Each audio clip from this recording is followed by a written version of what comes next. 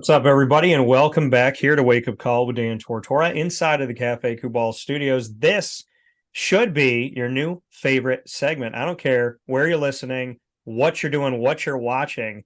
This is your new guilty pleasure. Two mics, no filter, with Andrea Smith and myself, Dan Tortora, aka DT. Miss Andrea, how are you? I am good, Dan. How are you? I'm doing very well. So Good. we had some wonderful people around the world write in some topics, and we're going to save one for Valentine's week. So be ready for that. But this week, we took a topic that was sent over to us about Tom Brady's retirement and everything kind of going on. And what we're essentially going to utilize this for is a gateway for us to talk about having it all, relationships, and finding a way to live your dreams and at the same time have your romance. And the whole Tom Brady thing was kind of put on display because of who he is Yeah. and who Giselle is. So I'd love to get your initial thoughts on it, and we'll let it unravel as it may, because we both have stories to tell. Right. So I think we texted about this. I think that you're going to be surprised at where I stand on this because I think that it's probably common for a woman to take the woman's side in this type of thing.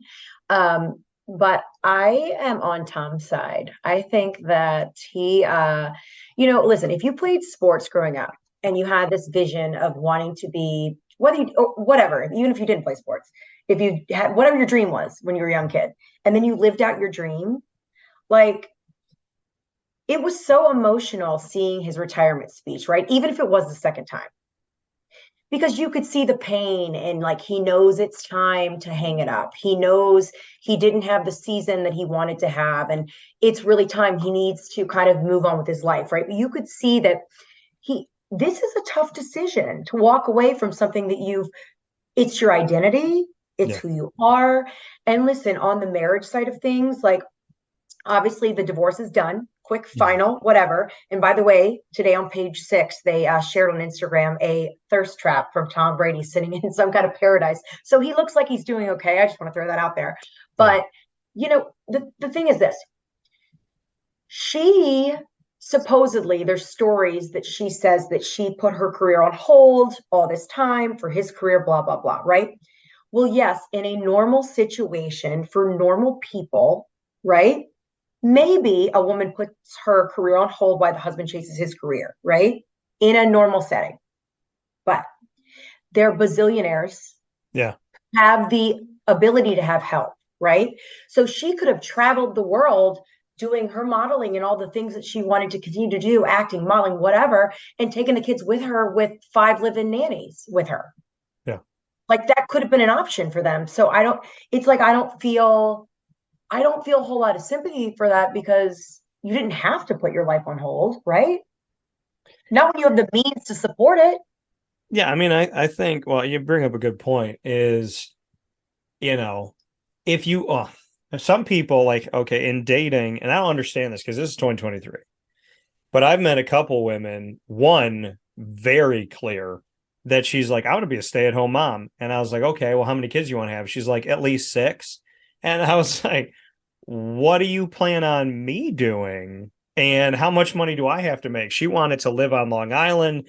So I said, I got to make $500,000 just to clear the house. Like, and on top of that, she's like, well, you need to sacrifice. I don't know if you're willing to sacrifice for your children, and you're going to have to get jobs you don't like. I said, madam, I have worked jobs I don't like and worked my tail off so that I could have a career where my dreams pay my bills and then some. I'm not going backwards because you want to have the Partridge Family and stay at home with them all the time. Listen, her argument was for the first 6 years of their life, they're impressionable. And I think people are impressionable all the time, but she said they're impressionable and I want to be able to raise them. I don't want some daycare to raise them. Listen, I get that. I understand that. I can respect that. At the same time, I'm not going to kill myself because she was making no sacrifice. I want to live across the street from my family. I want to live on Long Island, which is one of the most expensive places in the entire country. I, you know, and then she'd play the man card, right? Well, other men have done it. So if they can do it, you can do it. And I was like, this is not a whether or not I'm a man. This is whether or not I'm a doormat, and I won't be. So you bring up the point of they both had money, which they did. Giselle, listen, people will know Giselle forever. She's gorgeous. She's been a model. She's done a billion different things. And I respect that. I appreciate that. Your point that you brought up as a woman is that she's got money. He's got money. She might have more money than he has. And at the end of the day, if you have that type of money, you can have your kids watch. And let's be real about Hollywood.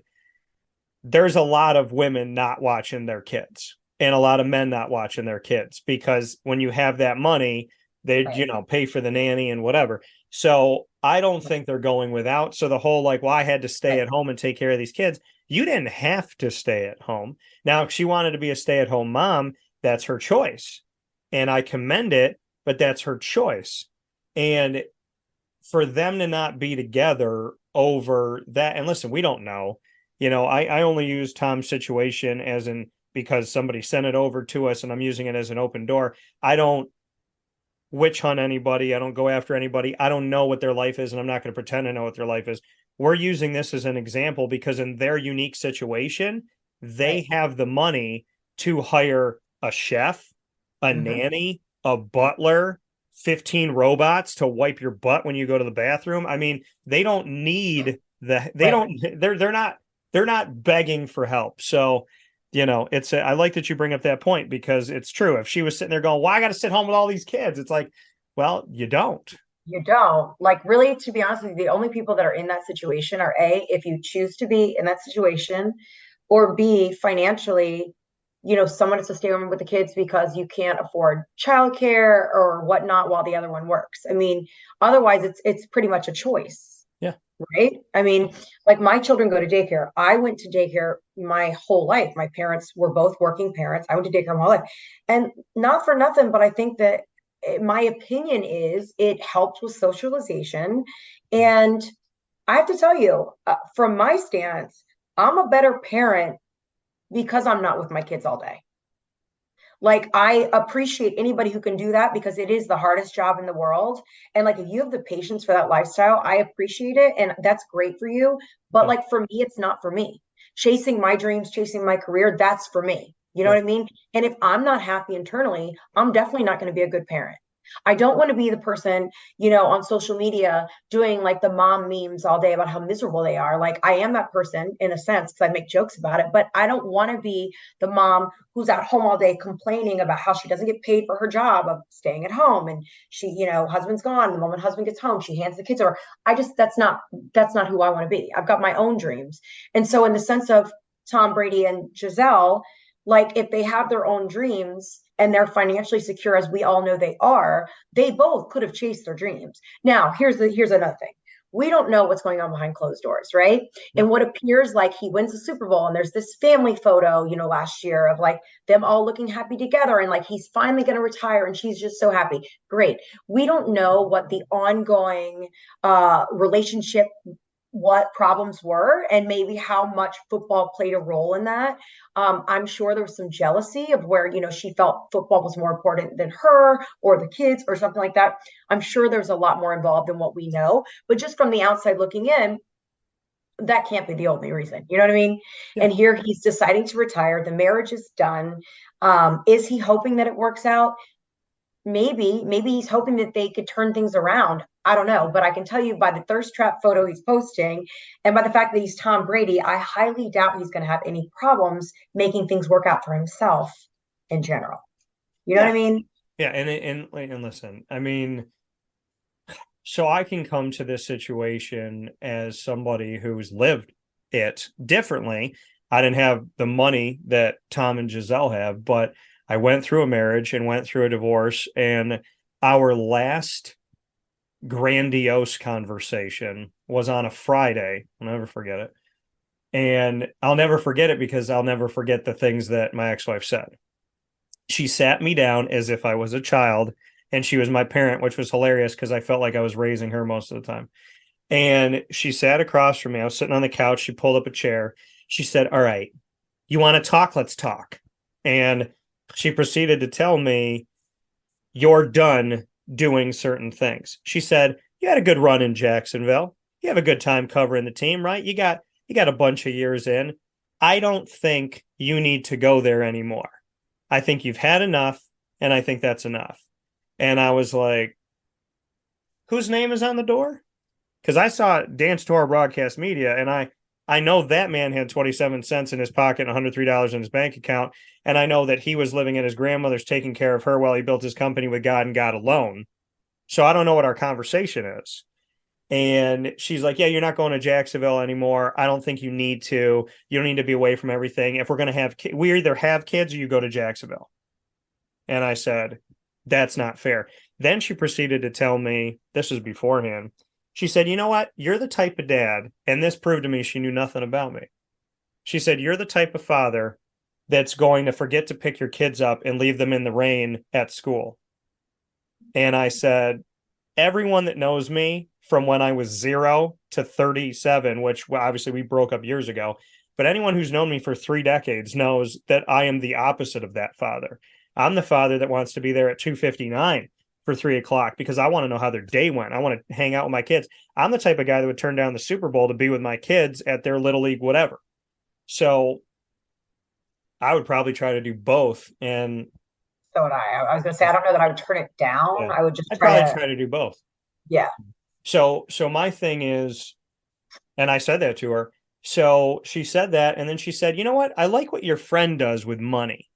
I like that, he basically talks to his wife, and every time he makes money, he puts it in a bank account, and then he asks her permission to spend his money. And I said, all right, you brought the Jacksonville thing to the table, which you're out of your mind. And number two, now you're telling me you're gonna tell me where I could spend my money, where you make 1,400 and the 1,400 is gone the next day, and nobody can tell me where it went. So I'm not asking your permission to spend my money because it's my money, and Right. I pay my bills because I'm not dumb enough to spend more money than my bills cost. So yeah, so it was funny coming Did you from have joint bank accounts? Did you and your wife have joint bank accounts? no, and I know what We you're don't going to either. tell. Well, and the thing is, so I never got a joint bank account with her because I didn't trust her with money. So my whole thing was, I'm going to go to buy a plane ticket, and she's going to have bought 19 pairs of shoes, and I'm not going to have any money. So because she was like that, money would disappear. And anytime I would ask her about it, she'd get super defensive. She'd call me my father because my dad would ask my mom about money, and she'd make it a big old thing. And I'm like, no, I just want to know where your money went in the last 8 days. So long story short, you can't go where you want to go. You can't have the career you want to have. And you're going to ask me to spend your money because I'm going to decide where you get to spend it because I think you're foolish, which was wildly hypocritical for a woman who had no career, had no drive, committed to nothing, and never had money. And her mom was rich and her grandfather was rich, and they would just send her free money. Her grandfather would be like, hey, it's a Tuesday, here's $500. Hey, it's Christmas, here's $1,000. Her mom would send her $200 and say, I hope you're doing okay, I love you. And so, I mean, my parents do a lot of great things for me. My mom will tell you that since I was 14 years old to 37, I probably asked her for $20 twice in the last 23 years. So, I didn't know her life, but I was like, how are you not holding on to money when you're working and your grandfather and your mom are just sending you free cash? Right. But I go back to the Tom Brady Giselle thing because we didn't have money like that, but I don't know what they lived. But my conversation with my ex was, you're not living your dreams to the point where you want to. And I told her, I said, I'm just getting started. I said, I haven't even barely scratched the surface. And every time I would get to the proverbial glass ceiling and break it, she would say, you better get back under that ceiling. You better get back under there. And because and she told me, she goes, I don't really want to see you. What did she say to me? She said, I don't want you to be successful. What? That makes no sense. She's like, she's like, that doesn't mean I don't want you to be like good at your job in your career. But she's like, I don't really want you to be any more successful than you are. And so, okay. Which in hindsight, it plays devil's advocate here. Yeah. If I had to step away from the situation, she's probably trying to say, like, I like you the way you are. You don't need to go be better, bigger, whatever. Like, I like you the way you are. That's probably what she's trying to relay, but it's coming across obviously different. But who doesn't want their partner to be successful? Well, and that's the thing is like I've heard that from other people is they'll say to me, "Well, okay, you're doing all this stuff now, right? You travel now, you got a bunch of shows, you get to do all these things. Like, when are you done?" And Well, you're never done in your line of work. This is what you do. my thing is, if I was done when we broke up years ago, there's no two mics, no filter. Right, There's no superpowered pop. There's no do Diz with Dan. There's no comic book trails. There's no going to right, New York Comic Con and doing my show. There's no continuation at Jacksonville. There's no covering, the American Athletic and so on and so forth in the ACC. So to me, it was like every time I left the house, it was a how dare you. And right. I would sit with her and she's like, "Well, what about my career?" And I was like, "Well, you don't have one." And I've constantly tried to help her create one. I said, "What do you like to do? What are your interests? If you don't know the exact job, let's write down what you like and what you don't like, and then let's tailor it towards something." And she would say, "Don't act like my mom. Leave me alone. I just want to drink wine." And How then old was she? Like, how old was she when you guys were having this conversation? early 20s, I mean, and y'all were married in your early 20s. I I mean, that was she's kind of young still at that point. I So was I can 20. understand the immaturity, I guess. Yeah, but okay, here's the thing. Like Okay.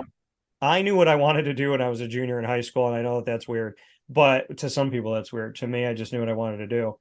But if you're going to get married and you're going to talk about having a family and you're going to have a house, she wanted all of the stuff with none of the work. She wanted the end result with no journey. There was no road. She just wanted the helicopter to pick her up and leave her at the end of the road, but she wanted me to pave the road for her. And I thought as a partnership, you pave it together. And she was kind of like, she wanted my money, but she didn't want me to work for it. She just wanted Right. the money to show up. And one of the last things she said to me was, "Why don't I quit my job?" Which she bounced to a different job every couple of years. She said, "Why don't I quit my job so I can be a stay-at-home mom, drink wine, and pet the dog?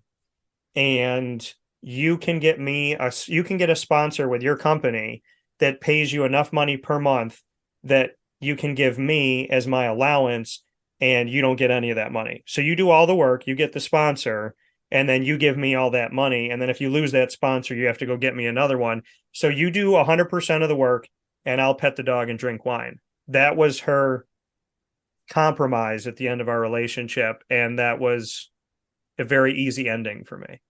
Yeah. Yeah. I mean, I think anytime, I mean, on subject like relationship or your passions and your dreams, whatever. I mean, I think that there are a lot of people out there that sacrifice, right? They sacrifice for their kids. They sacrifice. They don't take job promotions because they can't move. You know, my father had a promotion and it was right around the time I just made high school cheerleading. And my mom was like, "We can't do it. We can't do it. We can't do it."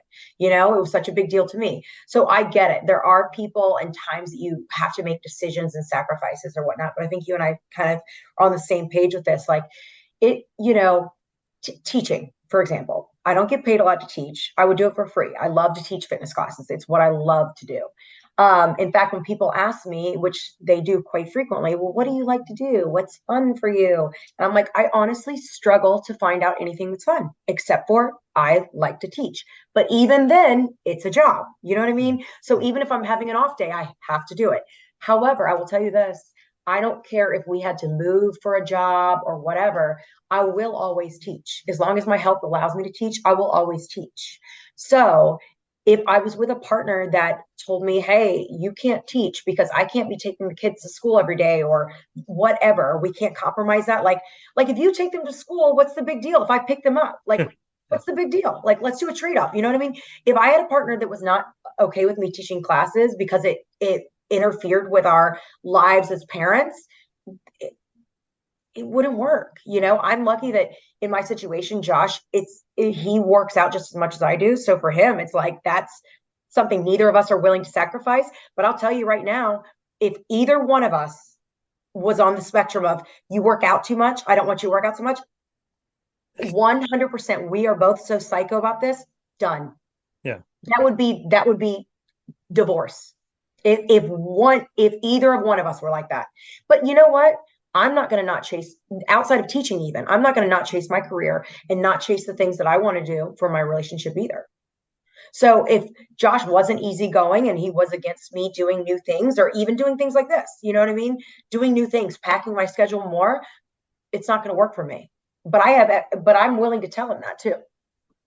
Well, yeah, and that was the thing is that, listen, did she make sacrifices? Yeah. I mean, now her family lived an hour away and she But what kind of sacrifices? You didn't have kids. What kind of sacrifice was she making? Well, she moved an hour. So she was living in Binghamton. I was up in Syracuse. She moved away from her mom, who she hated and couldn't stand being in the same house as her. But she said it was a sacrifice of being away from her family, even though her family just stressed her out. But so that was a sacrifice, but it was an hour and we could go there anytime we wanted. And we went there one year. We went there like every other weekend, an hour up, hour down. And that was fine until her mom started verbally abusing me. We went down there all the time. And I told her, I said, we're not seeing your mom because we're lazy or because I'm selfish. We're not seeing your mom because she's toxic and I don't want to deal with it. So if you want to go see your mom and you want to deal with like all that haze, that's fine. Yeah. But I'm not in that world. So by the way, just slid in there a little song by Taylor Swift. But no, she won Best Music Video of the Year last night at the Grammys. Yeah, well, I'm very yeah, we're very happy for her. She's fantastic. So, she is. Listen, we are big fans. I put it to you like this.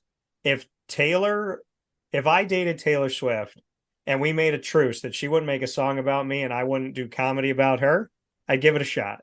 But I don't trust that she wouldn't make listen, I think she's pretty. I think she's talented. I think she's wonderful. I like her drive. And I feel like she'd probably understand me more than other people that I dated. At the same time, what'd you say? She's deep. Yeah. So, I feel that for real. But yeah, I mean, to get back to it, being in the situation that I was in, I've always been a dream chaser. And anybody that knows me knows that I worked my butt off to make money doing what I love, loving what I do, and not having to do anything else. Because when I started, I was doing other stuff. I was working 2 jobs, 3 jobs. So I know what it's like to be like, man, I don't want to do this. Like I was at other jobs writing down stuff for my show, talking about my show, and somebody would come up to the window. Which, by the way, is something about in your 20s. Like people are working hard so that they can make their career and make things happen. I mean, it's not uncommon what you're talking about doing. Well, and that's the thing is that I thought, okay, she's so proud of me, right? She's so happy for me. She's proud of me. And I want to be proud for her. She doesn't have a career, so I'll support what she does in the moment. And I always did. I'd come to see her at work. I'd bring her a coffee. She'd look like, why are you here? I'm busy. And I was like, okay, well, here's your coffee. You're welcome. Have a great life. But, for me, I've told women this all the time. I don't mind being the eye candy. I want you to have a red carpet event and I'll come there. I'm not going to stand there and hold your purse because I am not that type of dude, but I will hang out with you and I want to go to an event where it's about you, where it's your showcase, your event, your promotion. I want to celebrate that because to me that's sexy, but I want you to show up to mine too. And her whole thing was every time I got a new spot, like a new client, every time I brought on a new business, it was like making her upset. So I'd bring in more money. Well, I'm floundering. I'd be like, oh, I just did a great interview. Well, I hate my job. And I was like, don't take out on me that I'm chasing my dreams and you're sitting on the couch. There's a difference between the two of us. And I tried like crazy to help her and get her there. But you can bring a horse to water. You can't make them drink.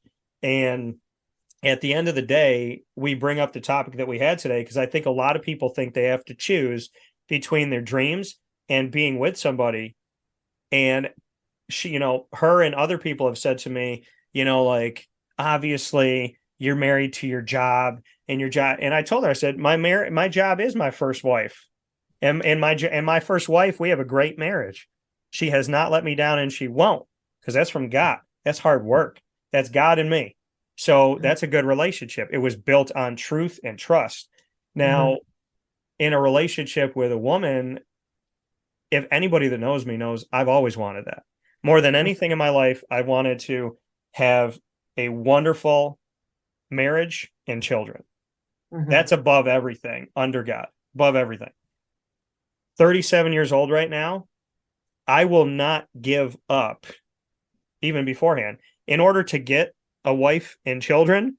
I'm not going to murder the life that I've built in order to start a new life.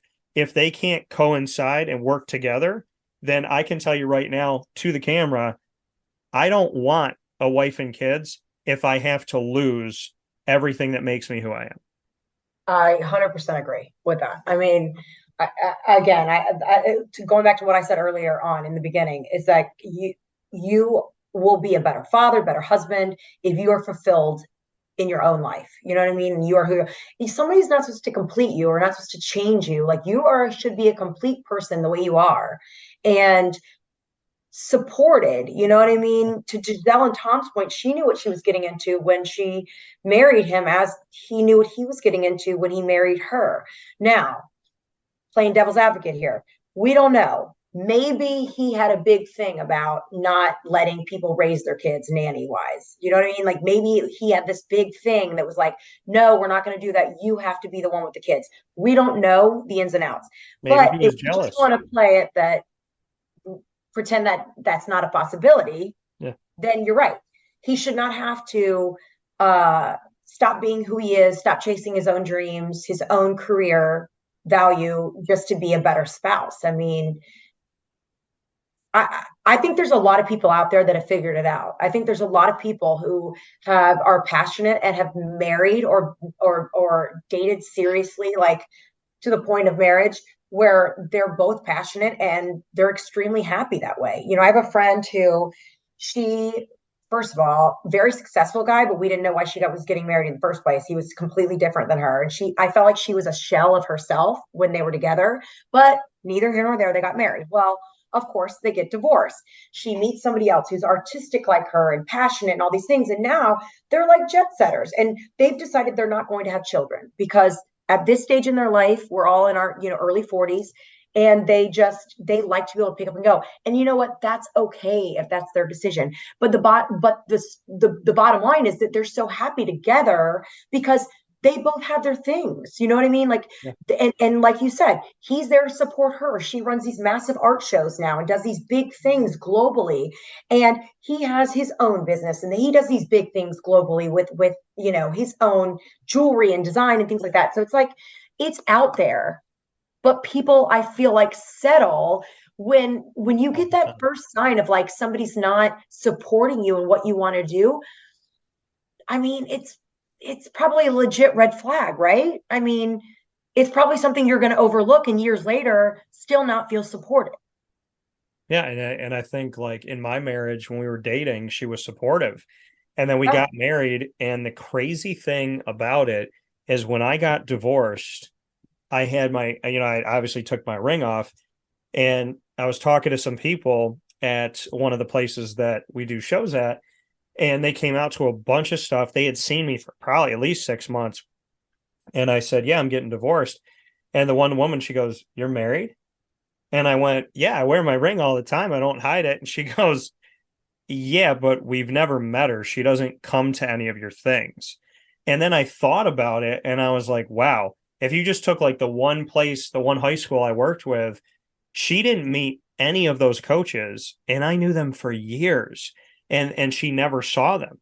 And so, I mean, that lack of support really, I mean, when you come home and the thing was, but every night that you got home, 99.9% of the time, I won't say every night, 99.9% of the time that I got home, there was no woman waiting at the door, like ready to greet you with a kiss and a hug. There was no like, hey, babe, how was your day? It was like, I'm going to bed at 10 o'clock. If you get home at 10:01, you can take care of yourself. And it was like, it was this feel bad, right? Feel bad that you're going to a game, feel bad that you had an event, feel bad that I ate alone, feel bad that I had nothing to do. And after a while, you just start to realize like, Okay. I mean, I remember I landed in Jacksonville and I was excited. I called her up. She was always the first call I made. And I was like, hey, babe, how you doing? Just landed, and she's like, I'm on the phone with my dad and I'm probably going to take a nap. I don't even want to be on the phone right now. And I was like, all right, cool. And I hung up and I remember, I think I said it to my mom, or no, she felt it. I was driving around Jacksonville and I was like, I don't want to go home anymore. I want to go get my dog and I just want to leave. And, things that happened in our marriage made it really easy, decisions she made toward the end. But that feeling of like when someone's doing well and you make them feel bad about it to the point where like, I don't want to tell you what's going on in my life. Yeah. I don't even want to have fun in front of you because you're going to get mad that like it wasn't your fun. And she got bitter, she got angry, she got mean. And I always tried to help her. I'm not a perfect husband. I know that. I mean, I worked a lot and sometimes I found it hard to balance because I was building my company at the time, like from the ground, but I always wanted her to feel safe, secure, appreciated. I just think there's a difference between I'm your partner and I'm your bank account, Mhm. right? And that's what she wanted. And I didn't want to be that. So, but you brought it up, people settling. And I want people to know that you can chase your dreams Yeah. and have that person. And you say, well, Dan, how's that true? You don't have that person because I haven't met her yet. You just haven't met her yet. Yeah. I haven't met that girl yet. And it was funny. My dad said this to me. He goes, I don't get it. And I said, what? And he said this to me months ago. He said, I don't get why you don't think you deserve that red carpet girl. He's like, I don't understand why you think you can't get her because you can. And I said to my dad, I go, it's not that I don't think I can get her. It's I don't know where she is, but I've always thought that like I'm gonna be out doing something and I want to bump into like that person who's out there doing an amazing job and killing it because anybody that knows me, I'm romantic. I want to dote on you. I want to be like, this is my wife. I'm so proud of her. She did this, this, and this. Like, she's a great mom. She's great at her career. Right. We're going to her art show tonight. Like, Right. that means the world to me. But if you don't have my back, then it's not that I don't wish the best for you, but I don't want to be in a relationship where I come home and I put my bag down and I'm so excited, but I got to call all my friends because you don't want to talk about it. Right. Yeah, I know a lot of people that are not, I don't, I take that back. I don't know a lot of people, but I do know people in this kind of situation where one is resentful that the other works so much. And for me, it's like, I don't really understand that because I've always, like I said, I grew up with parents that worked and chased their career and did things like that and, worked their way up in positions. And I've always kind of been a chaser myself. Like I want to chase the next best thing or pack as much into the day as you possibly can. And it's funny when you were saying about how she didn't wake up for you. My husband never, like he would listen, this guy, you don't mess with his sleep. Okay. They are asleep. And I'm like, can you just text me to let me know what the situation is? Has the dog's been fed? So when I get home, I know what to deal with. But it's so I have to say, I didn't think that was that unnormal. But I do think there are a lot of couples that are dealing with situations where one person is extremely passionate and a big go-getter, and one person is more comfortable being I don't want to, this sounds bad, but mediocre. And when I say mediocre, they're comfortable with, working a normal job and being managed by someone else and those types of things. And there's roles for everybody. Yeah. So there's nothing wrong with those types of people at all. And that's great. And on one hand, it's good that one person is extremely go-getter and the other person isn't, maybe because then they kind of follow along that person, right? If that's the case. But I know people that are in situations like you were in that it seems like all the person does is complain that the other is working all the time when that person's trying to ultimately work to prove to themselves, that they're successful and that they can provide and give a great life to their family. Now, there are people, especially people who have children, who say, well, oh, your kids, they don't need the material things. They need the time. They need the time. That's true too. They do need the time. But as long as when you're there, you're extremely present, it doesn't matter if it's every single day like that, or if it's 3 of the days of the week that you're just extremely present. Your kids are going to remember their experiences and what they feel from you more so than every single detail of every day. You know what I mean? Well, So yeah, I like mean, I am on board with people that want to chase their career and try to do it all and have it all, because you get one life to live. I mean, you know yeah. what I mean? Unless we're all cats with nine, like you get one life to live. So you want to make the most of it. You don't want to get to the end of this road and be like, I wish I had chased this dream, or if I'd only not done this. And, if I'd only done this instead. It's like, I don't want to be that person. I want to finish my days. I want to be like a Tom Brady and say, you know what? I lived to the fullest. I won the awards. I did all the things. Well, the thing is, and I'm going to be really, as we always are, real. And I want people to hear me when I say this. Let's say you meet that person. Oh, she's perfect. He's perfect. Oh my God, I can't live without him. Okay. You meet that person, they're great. They're wonderful. They could do no wrong. And they say, babe, don't you love me enough to give all this up? You love me No, enough, right? You choose me over it, right? You put me no. above it, right? Okay, let me paint a picture for you folks. Let's say you give it all up. Let's say you buy it, you drink the Kool-Aid, you gave it all away. What are you going to do when that person cheats on you? What are you going to do when they leave? What are you going to do when you get divorced? Because they didn't kill you once, they killed you twice. And if somebody kills your spirit, your dreams, your aspirations, your drive, if you lose them, you lose everything. So I'm gonna be really, really honest with you. If you give it all up for somebody, you've given up yourself. But if you hold on to who you are, then no matter what happens with that person, you retain you. When my ex-wife left, I kept Dan. She didn't get him. I got him. And I love him. I love him more today than yesterday. Well, well, people may not agree with this, but I will say this. You should never love anyone more than you love yourself. Well, and the reason is at the end of the day, who's going to take care of you better than you? Right? Well, and like you said, God forbid something happens, Yeah. and you put everything into all your eggs into that one basket. It's, you know, when you love yourself the most, you can control the situation in some senses. You know what I mean? Well, and You people always can't have the use things that still make you happy. and people can't use it above you, right? It's not Right, that it's right, not that I won't love my kids, and it's not. right. I mean, I've had women get mad at me because I told one woman, she goes, "You're never going to love me more than Jesus," and I said, "No, I'm not, because God made you." So, and then I had one woman Right. say, "Choose between me and God." I said, "Well, if I pick you, I pick God because God made you, and if I pick God, I pick God too." So, the reality of it all to me is God is first. That's what I love the most. Underneath that is me, because I love my friends. I love my family. Okay. And okay, my dog Lily, that's my girl. I love her on the same level as I love myself. I might love her a little bit more than me. I love her like that. Like we are like this. But here's my thing. No matter who comes in and out of my life, I know how relationships are fleeting. I had the last girl I dated. She goes, "I told you I love you." She's screaming at me, swearing at me. And I'm like, "Oh, this is love." She's like, "I told you I effing love you." And I said, "Well, that's ironic."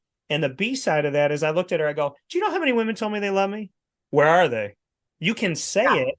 You can say right, it all you want, but you right, got to show it. You got to do it. And in right. 37 years of my life, God has shown it and said it. I am doing a better job of showing myself I love myself and saying it.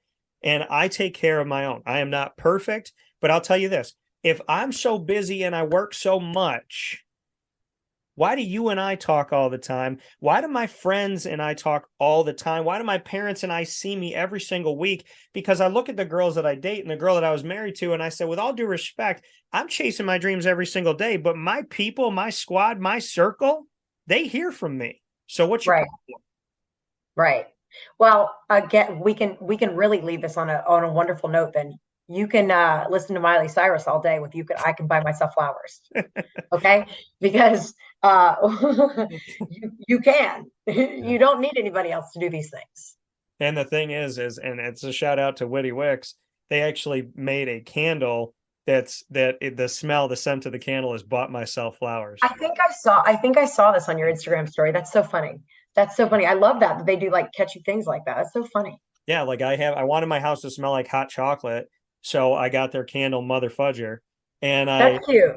yeah, and I put it in the house. My dad walked into the house and he was like, as soon as he walked in, he goes, "Why does it smell like chocolate?" And I was like, "Ooh, it's working." Oh, So that's yeah, I'll have to check it out. I gotta get a candle. We gotta bring something down to you. You've been very Yeah. kind and generous. We gotta hook you up with some Witty Wick stuff. Yeah, I have to check out their website and stuff and see what they got going over there. Because I love that they came out with it. I love catchy stuff when somebody follows the trends. I Oh love yeah. that. They had Um, they had Christmas themes that the scents were named after statements that were made in the movie Elf. oh my God, hilarious. By the way, one of the best Christmas movies of all time. Yes. It's the reason why I never liked Will Ferrell before Elf, and now I like Will Ferrell. I've always liked Will Ferrell since he did the cheerleader skit on SNL. Yeah, see on SNL I couldn't I Loved was him. I wasn't there with him. I was like sometimes, but then Elf, I was like, nah, this So guy. funny. That movie is so funny. Step Brothers is so funny. He is so funny. I love the He is part where he hilarious. walks out and the car hits him in New York City and he rolls up on the windshield and falls down on the ground and he pops up and he goes, sorry. Yeah, So we all, I mean, we watched that movie. Oh, between that and The Grinch and Cat in the Hat, we've probably watched, which not him always, but those types of comedians. We've watched every that movie, probably all three of those movies, probably 100 times each in the last year alone. well, My it's a the big Grinch. options in my house. Well, Jim Carrey being the Grinch, the movie that I can recite word for word, front to back, anytime is Jim Carrey's Liar Liar. So Oh, really? one of the Yeah, greatest movies ever made. I'm not a huge Jim Carrey fan. It's funny you say that, but that is funny, a funny movie. You know what mine is? Hmm. Movie. Do you remember the movie? You're not gonna remember. It's the girly movie from like the 80s, Troop Beverly Hills. Beverly Hills. Troop Beverly Shoot Hills. Beverly Hills. Shelley No. Long played in it. And it was like, if you have any female listeners, they're gonna know this. It was about a Girl Scout troop, basically, and she was like this rich wife who decided to take over the Girl Scout troop, and she's like camping, like what? You know what I mean? So anyway, it's a great movie. I want to tell you, shout out to the 80s, Shelley Long Yeah, shout out to the 80s for everything. I mean, for for spoiling birthing me. for forming us, for just bringing us back for the I mean reason why the Guardians of the Galaxy Volume 2 vinyl is in my house because it's all 80s music. So and I turned it on. My mom had never seen the movie. I popped it on and she was like bopping to the song. She knew the Oh, first that's so one, the funny. second one, the third one. And I looked at her, I go, see, Ma, you would like this movie. You got to open up your mind to, a talking raccoon and a tree, but you're gonna like it. So, okay, speaking of movies, really quick, let me just say this Yeah. before we go today. So, I have to tell you, last night, so first of all, I had food poisoning this weekend. It's been a weird weekend. I had food poisoning, so we told the kids that I wasn't there, but I really was there in the back, in the bedroom with the door locked, whatever. So when they finally realized I was there, they finally come in the room, whatever. We're all laying down in the bed, and my son's like, "Let's watch Zombies." And we hadn't watched it in a while. And my daughter is on my phone. Whenever I don't respond back to text messages for a while, by the way, that's, that my kids are on my phone. But my daughter's on my phone watching videos, and all of a sudden they start playing some of the songs from the Zombies soundtrack in the movie. And my daughter puts that video down, and everybody in the bed is dancing. I'm telling you, it's a good soundtrack. I'm sure that I I mean, just want to listen. say, if you guys did not catch our top songs of 2022 and all those things, Yeah. the Zombie soundtrack was one of mine. So just throw that out there. Well, and listen, I love the Disney Channel original movies. There's a lot of great stuff there and formed a lot of crushes there too. And at the same time, I will say that in the same respect, everybody's making fun of Twilight when it came out. And then, like, I was laughing when somebody made fun of it. And I go, wait a minute, I can't laugh about something I don't know. And then I watched the first two and I loved it. So I'm Team Don't Jacob. get into that too much. I'm Team Werewolf all day. Vampires are weird. They And are. except for Blade, but Blade is a half C. Blade is a human vampire. I have friends that were super into it, but I could never get into it. And I could never get into the one that was on HBO either. Bad Blood, maybe it was, or True Blood. True Blood. Yeah. I could never get into that either. Yeah, I'm not like a vampire. That's not my thing. But werewolves, they're big dogs. So I'm all about that. I can live in that world. So if you've learned anything from today's edition of Two Mics No Filter, I'm Yep. going to see how well our osmosis is. So if you've learned anything, it's 3 words. Oh no, wait. Well, yeah, I mean it's 5 words technically if you want to say this, but if you've learned anything from our show, I'm going to see if you know what I know. You want to try and say it together? It's something you said and something I made reference to after you said it. No, I have no idea. You have no idea? No idea. I'm trying to think. I'm thinking The fast. sense So I of the can't Witty think. Wicks thing.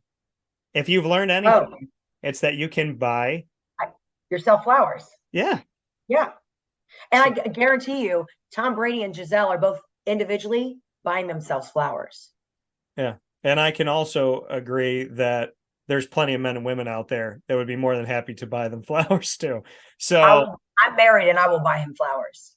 we're not going to end on that note. Buy yourself flowers, folks. Have a fantastic day. Tom Brady, keep that porcelain chin pristine, the little butt chin he's got going. Listen, I don't want to knock on Tom Brady. He's a pretty boy, but my best to you, And he Tom. wasn't always, so it's okay to be like Yeah. he's like a me. Did a little tweak here and there and look at him now. Yeah. So Tom Brady, shout out to you and to Giselle. We hope you're happy. And folks, remember that you can always buy your own self some dang flowers. True. Thanks, Andrea.